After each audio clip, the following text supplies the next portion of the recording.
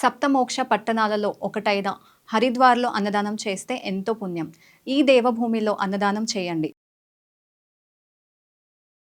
Present మనం ఇప్పుడు తెలంగాణ జాగృతి కవిత house దగ్గర ఉన్నాము. ఇంతకు ముందే తన ప్రెస్ మీట్ అయితే ముగిసింది. ప్రెస్ మీట్లో మాత్రం అనేక విషయాలను తను వెల్లడించడం జరిగింది.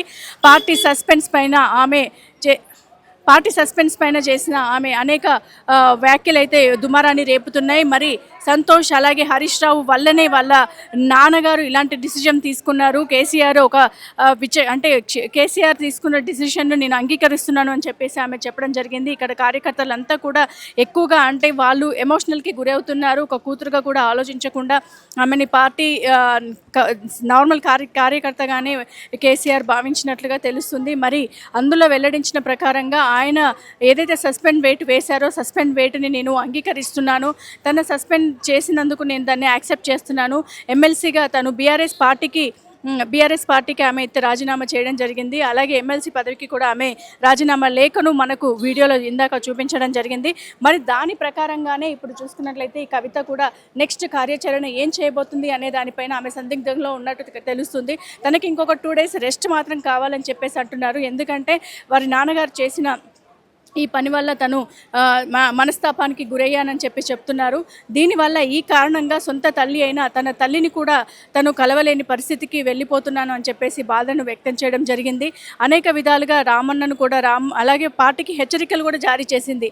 సంతోష్ అలాగే హరీష్ రావు వల్ల కూడా పార్టీకి హాని జరిగే అవకాశం అయితే ఉంది. ఫస్ట్ నన్ను బయటకు పంపించారు, దాని తర్వాత 1 by 1 అందరినీ టార్గెట్ చేశారు. పార్టీని చేజెక్కించుకోవడానికి, పార్టీ పగ్గాలు చేజెక్కించుకోవడానికే హరీష్ రావు, సంతోష్ ఇలాంటి పన్నాగాలు పన్నుతున్నారు, ఇలాంటి కుట్రపూరితమైన చర్యలు చేస్తున్నారు అని చెప్పేసి ఆమె బాహాటంగా ప్రెస్ మీట్లో చెప్పడం జరిగింది. మరి 1 by 1 అంటే తర్వాత నెక్స్ట్ కేసీఆర్ మధ్యలో కూడా చిచ్చు పెట్టడానికి అవకాశం కనిపిస్తున్నట్లుగానే ఉంది. మరి ఇవన్నిటి మీద ఇప్పుడు బీఆర్ఎస్ పార్టీ ఎలాంటి రియాక్షన్ ఇవ్వబోతుంది, వాళ్ళు ఎలా రియాక్ట్ అవ్వబోతారు అనేది అయితే మనం వేచి చూడాలి. ఎందుకంటే తర్వాత కూడా ఈరోజే మరలా ప్రెస్ మీట్ కూడా కేటీఆర్ పెట్టినట్లుగా తెలుస్తుంది. మరి వారి చెల్లె మాట్లాడిన మాటలపైన కేటీఆర్ ఇప్పుడు మరిన్ని మాటలతో ఆయన దుమారం రేపబోతున్నారా, లేదా ఇంకేదైనా విషయాన్ని వారు చర్చించబోతున్నారా అనేది అయితే చూడాలి.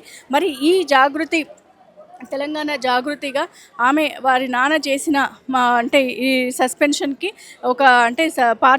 పార్టీ నాయకురాలుగాను అలాగే జాగృతి అధ్యక్షురాలుగాను నేను పూర్తి అంగీకారాన్ని అంగీకరిస్తున్నాను అని చెప్పేసి మనస్ఫూర్తిగా చెప్పడం జరుగుతుంది. మరి కవిత మాత్రం 2 రోజులు రెస్ట్ తీసుకున్న తర్వాత ఆమె కార్యాచరణ ఎటు అనేది మాత్రం ఆమె చెప్తాను అని అంటున్నారు. ఇప్పటికి ఎలాంటి ఆలోచన లేదు. ఈ సస్పెన్షన్ అనేదే నాకు ఒక సర్ప్రైజ్గా ఉంది, నేను అసలు ఇది ఊహించలేదు అని చెప్పేసి అంటుంది. కానీ కొంతమంది బయట మాత్రం వినిపిస్తుంది ఏంటంటే కవిత అనుకున్నదే జరిగింది, కవిత మాత్రం ఖచ్చితంగా ఏదైతే కోరుకుందో తన సొంత పార్టీ పెట్టడానికి అదంతా కూడా జరుగుతుందని చెప్పేసి ఆమె చెప్పడం జరిగింది. సో చూడాలి మరి కవిత అడుగులు ఎటు వేస్తుంది. మరి సొంత పార్టీకి పెట్టబోతుందా, లేదంటే బీఆర్ఎస్లో నుంచి వెళ్ళిపోయిన కవిత కాంగ్రెస్లోకి చేరుతుందా, బీజేపీలోకి చేరుతుందా, లేదు ఇప్పుడు వస్తున్న ఈ స్థానిక ఎన్నికల్లో ఏమైనా పోటీ చేయబోతుందా అనేది అయితే మనం వేచి చూడాల్సి ఉంది. So keep watching on VTV. So